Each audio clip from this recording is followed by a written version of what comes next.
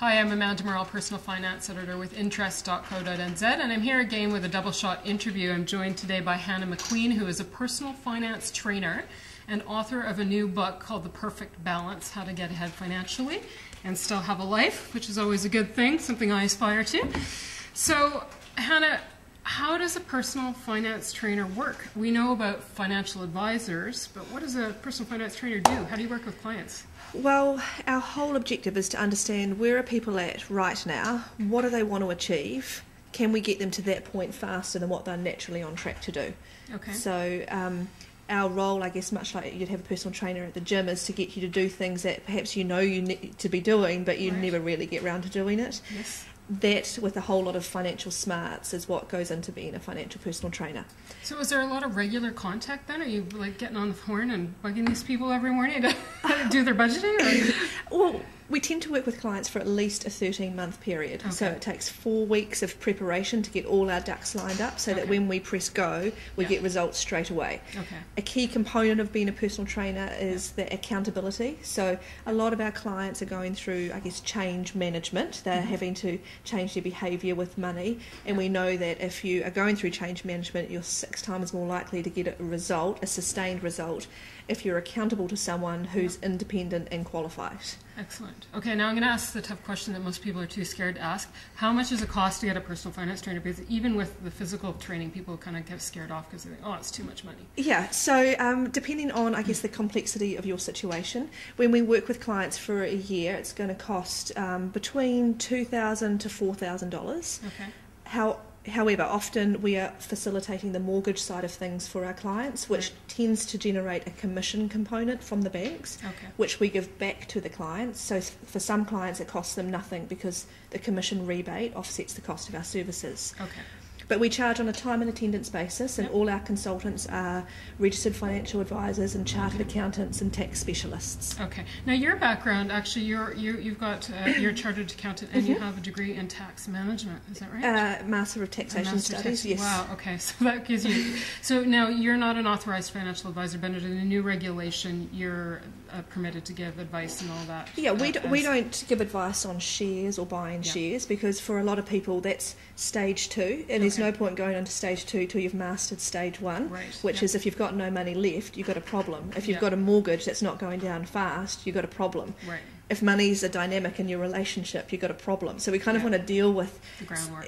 First, and once we get that up and running, then it's okay, well, if it's appropriate for you to invest, then we can cover that off then. Okay.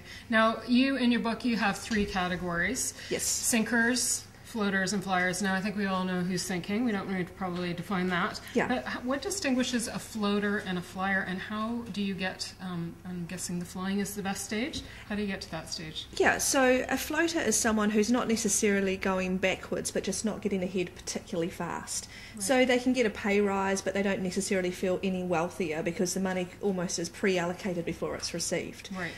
Most of our clients start in that floating category, so they're not kind of sliding backwards at a fast rate. They're probably earning the most money they've ever earned, yet they're not making the progress that they feel that they should be making. Right. And there are reasons for that. Now, the objective is to get everyone into a flying position, which is to have a strong cash surplus, to be repaying mortgages if you've got those as fast as your situation allows. Now, some people, I guess, have a cash surplus, so they've got a lot of money left over, but it's not necessarily getting channeled towards getting them ahead as fast as possible. Right. Yeah. So not only do we want people to be flying, but we want them to be flying in the direction, the smartest direction, to get to their destination faster.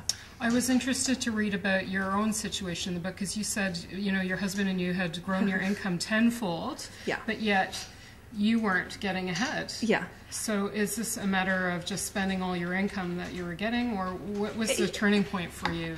Well, the turning point was, so firstly when I graduated from university, I had our combined salary was $28,000, and we thought we were the richest people in the world. And then 10 years after that, we're earning a combined salary of 10 times that.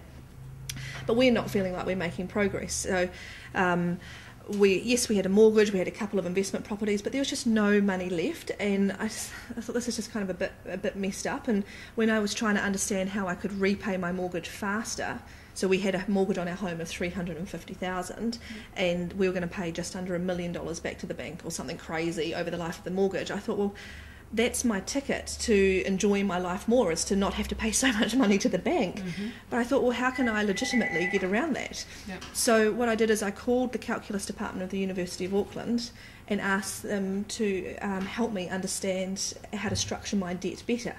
And I spoke with Dr. Jamie Sneddon, and for 6 months we worked on a formula which I have since patented.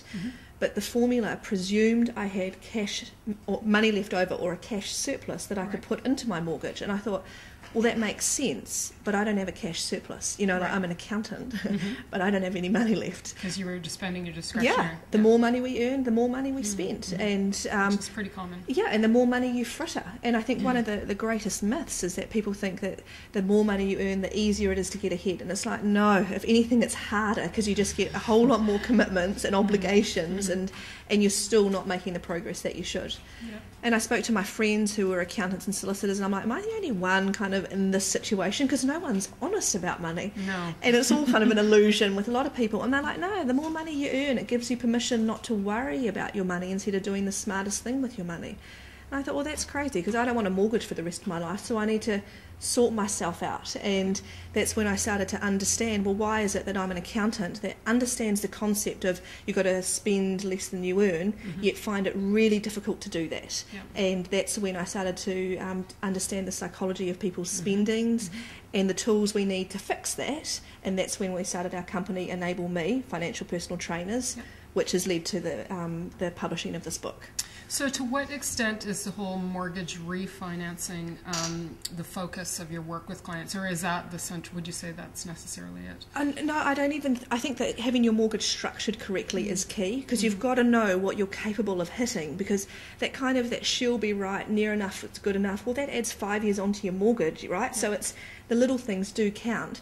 But we don't want to refinance to another bank if we don't have to. I mean, all banks are the same. They've got slightly different marketing, but they're still going to take a lot of money from you over the length of your mortgage, and the longer you've got your mortgage, the harder it's going to be to get ahead. So the ticket is not with which bank you're with, it's what is your cash surplus. Can we maximise that surplus with you still having a good relationship with yourself and with your partner? Because normally with got to be on board. Yeah, and there's no point one person going Harry hard out if the other one's kind of not up for it. This is we're in it together. But if we do it properly, we still should be able to do all the things that we want to do.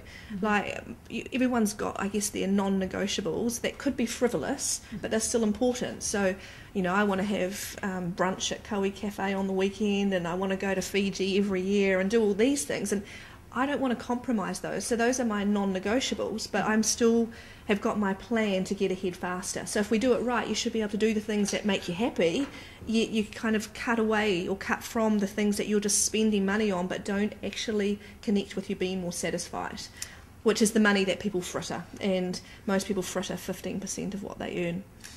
Oh, that's pretty ugly. Yeah.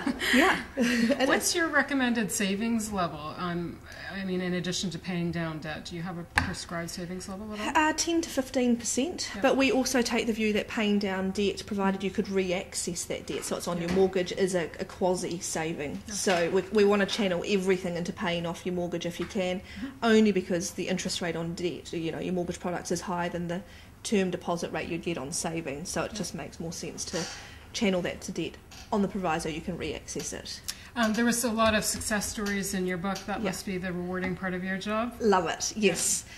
We don't work with people unless they're ready to get a result, and fortunately for us that means that we've got a very high success rating with our clients. I think we have a 97% success rate of trying to achieve their goals faster. But it's amazing, like you're dealing with the reality of people's situations, and which means that we find out before anyone if they're getting engaged or if they're pregnant or whatever's happening, but we're just going through the journeys with them. I've had one client that we went from them courting, dating, to being married, to being divorced, and now bought another property, and we've gone through that whole journey, and their feedback is it's just so nice not to have to worry about the money side of things, because that just is a dynamic and a stress for a lot of people that you can outsource. Leading cause of divorce. So yeah, exactly. And I think I read recently that the leading cause of insomnia in females is the financial stress. It's the things that people don't talk about because they don't know who they should be talking to.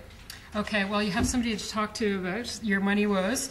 Hannah McQueen is author of The Perfect Balance, How to Get Ahead Financially and Still Have a Life. Now, I have a copy or two, actually, to give away.